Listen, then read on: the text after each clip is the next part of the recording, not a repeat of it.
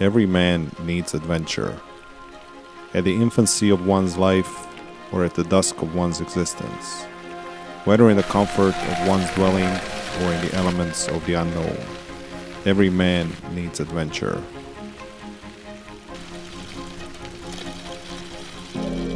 But what I say, it's not about fear or about comfort zone, it's how you deal with it.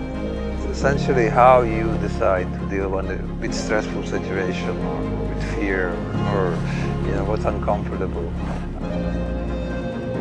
Convoy of 6 trucks, full of people, ball of dust behind each one of them, losing traction every now and then, stability control working overtime, dry, 30 plus degrees Celsius.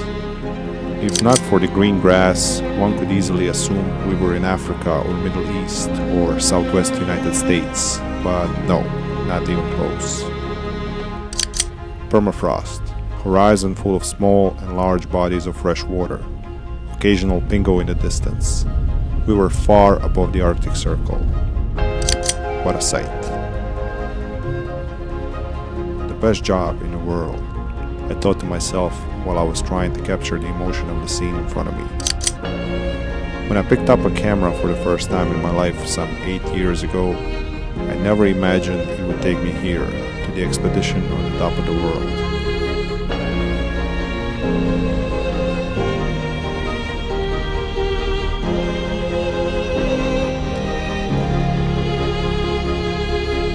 What an expedition it was about to be. 5.5 months, from Tuktoyaktuk, northernmost place in Canada accessible by road, to Panama City, by bicycle.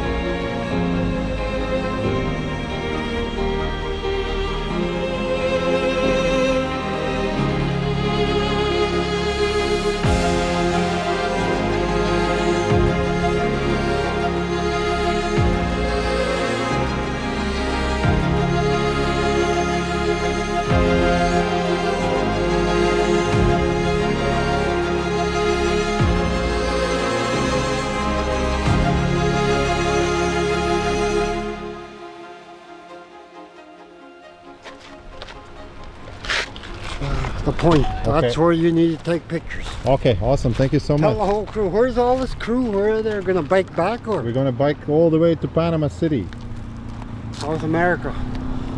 Central America. yeah. Central, Stephen Rufus. Simon. Tuktoyaktuk.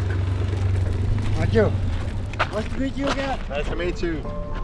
TDA Global Cycling, Canadian and American flag. TDA being an abbreviation of Tour d'Afrique. The name of the company tells a story of its own. Founded by a guy named Henry Gold.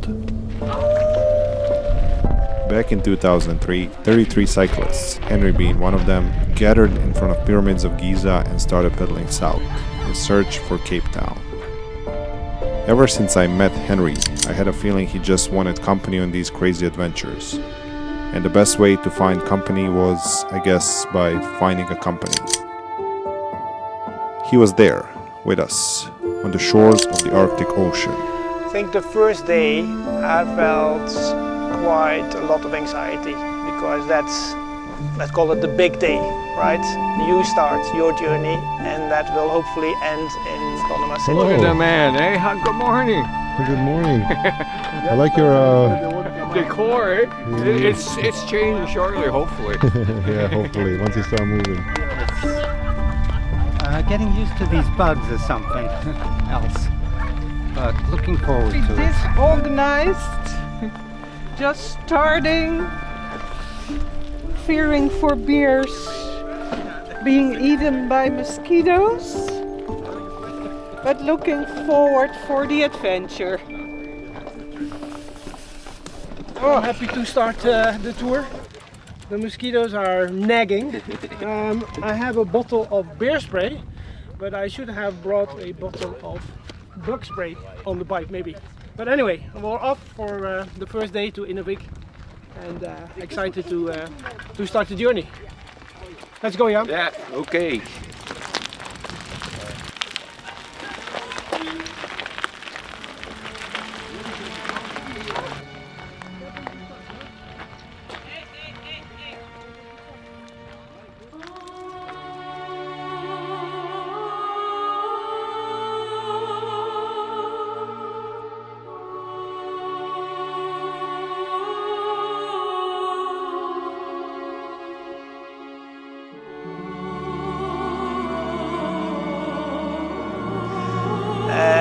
don't know what to expect.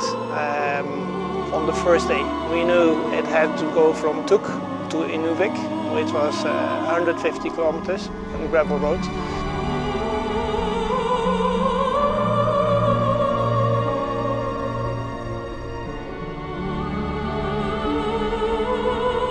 And between these places, there was literally nothing.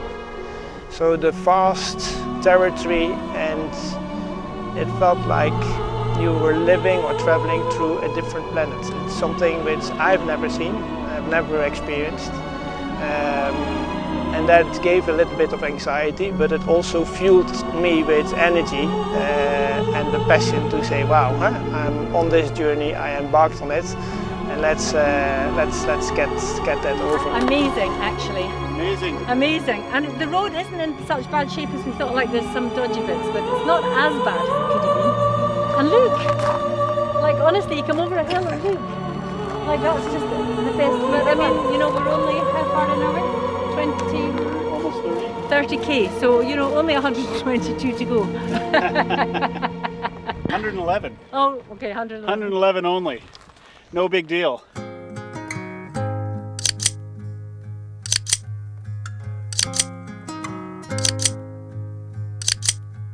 Mental and physical resilience, two main components needed to participate in this torture called North American Epic.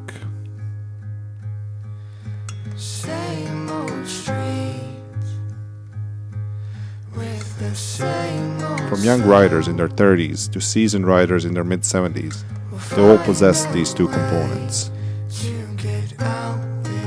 Already on that first day, I was amazed by the resilience of these people, moving by the power of their muscles amongst endless lakes over green tundra, stretching beyond the horizon.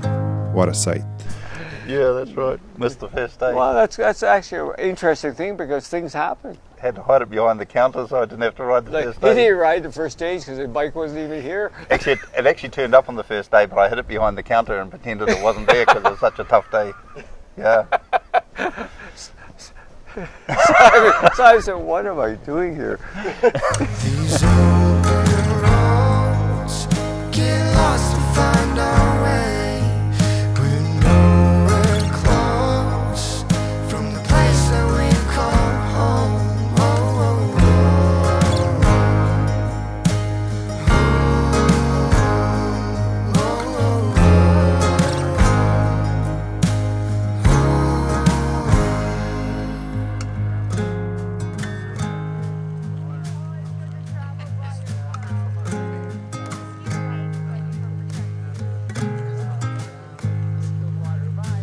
Tell me, love, are we dreaming yet? I just can't believe where we are. I just can't believe where we are. From Inuvik south, we were now officially on Dempster Highway. 737.5 kilometers of what seemed like never-ending stretch of dusty gravel. For the next 10 days, this road will be our home, our obstacle, and our only path. Dempster Highway was more of a challenge than what I expected, but that's why we're on this trip. It was remote, it was tough, it was difficult, it was dusty, it was hot, and it was cold. What you got to remember, it's not an easy tour, but the rewards are fantastic, really fantastic. Right around me.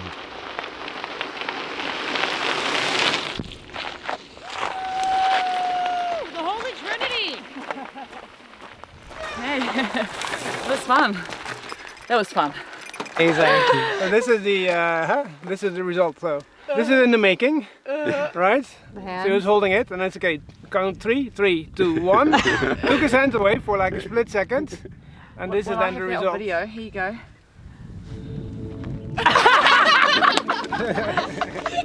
So we had fun, right? At the end of that day, we were camping in the small village of Sigachik, where the Arctic Red River meets the mighty Mackenzie. We received a warm welcome And I by the also grew local up with Gwitching community. 6 grandparents. Imagine that. Imagine that. 6 grandparents. On my mother's side, I had a great grandmother, and then on my dad's side, I had a great grandfather. How I acknowledge the land is I use these mentors as my guiders. But yet I was growing up misguided. But then I found these mentors in my life, and they were my grandparents. They were my grandfathers, my grandmothers. They carried a lot of history, and they told me a lot. They told me a lot of good things and a lot of hard times. We grew up very, very tough. Siga chicken, and in the government's eyes was Arctic Red River. That's what they call this river flowing. It's like 400 miles probably. It's pretty long. But when you go far as this river starts, it's red water. Siga chicken, the Gwich'in language means mouth of the Iron River. Now get that, iron. Where does iron start? In the mountains. You know, I travel around and then I work, and people say, "Why you work so hard?" But that's our people. They're mountain people. Every season, every month, they're moving. We were never, if we stayed still for the last 2,000 years, we would never thrive. But our people, as Gwitchin, as Dago, as Tetlet Gwitchin, we never stayed in one spot. That's why we are where we are today. That's why I am who I am today. It is incredible and sad at the same time to see the long arm of capitalism and globalization reaching all the way up here, even into these remote ends. Arguably making these people's lives easier, but at the same time erasing their culture from the face of the earth. Some, like young Jared, trying to preserve whatever's left of it. The distances here between communities are very great, and the distances between communities with lots of services is very large. And we got very good news because we are getting, Santa Claus is bringing us some food on our rest day, which means we don't have to skimp and save and eat rice and beans. And eat dust. Oh, thank goodness the wind is blowing in that direction, huh? Look at all that dust.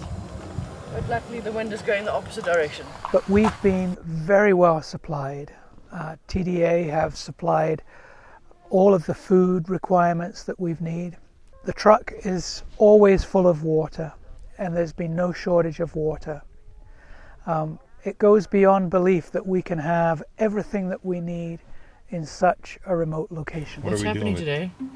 What's happening today? It's a water day, wild goose chase day, spending 3 hours looking for water day, and also hopefully we'll find out if we're going to get some food today. What did they say? So the cop says that actually they do come many times here to fill up. Here? Yeah, so it would be the best. I mean, we can actually look for, I very doubt that there will be a tank, but who knows? Can we not just pop this and try to fill up our own water? Call them on the cell phone, because that's going to be soon. Okay, I'm going to call, who's at lunch? Malcolm. Okay, I'll call Malcolm. And just tell him to hold on, everyone. Or he doesn't have his phone on, this one is off. Malcolm, can you go to somewhere more open? I can't hear you. Hi, Shauna. Yeah, please pull over. I just want to talk to you guys. We are in the process of filling our tanks with water in Port McPherson. We are trying to track down the water truck. It's a bit of a wild goose chase here, but until we have water, we can't be sending riders to the final camp. So hold people at lunch, please, until we give you the go-ahead, because if they're not going to know where to camp because we're not there yet, and we can't send people there until we have water.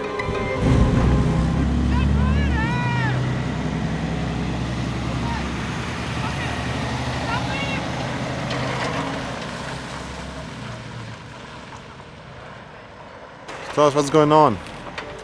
Success. We are tracking down the water truck. We got the water truck. We're just going to fill up our tanks and head as fast as we can to dinner so that our riders have fresh water. Colleen, Hello. are you happy now? I'm almost happy. I'll be even happier when we find out that we have food coming. The ticket is never celebrate too early. Dude, the racks are broken. All the zip ties are broken on the... Okay, do you want me to deal with that?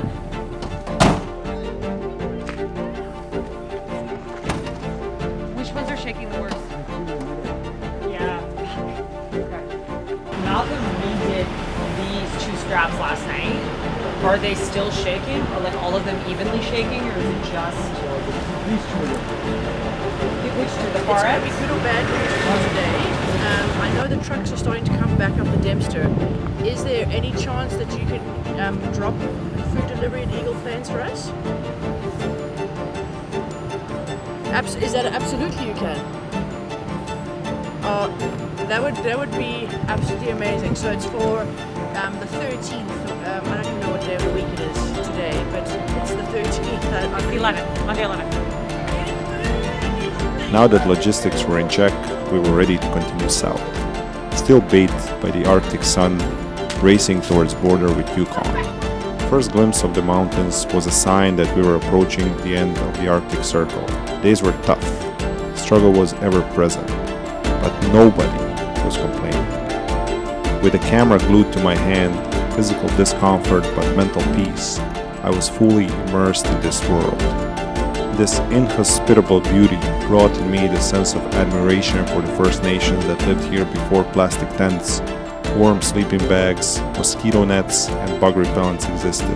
With Panama City nothing but a distant thought, no day was the same, and there were still many more that laid ahead.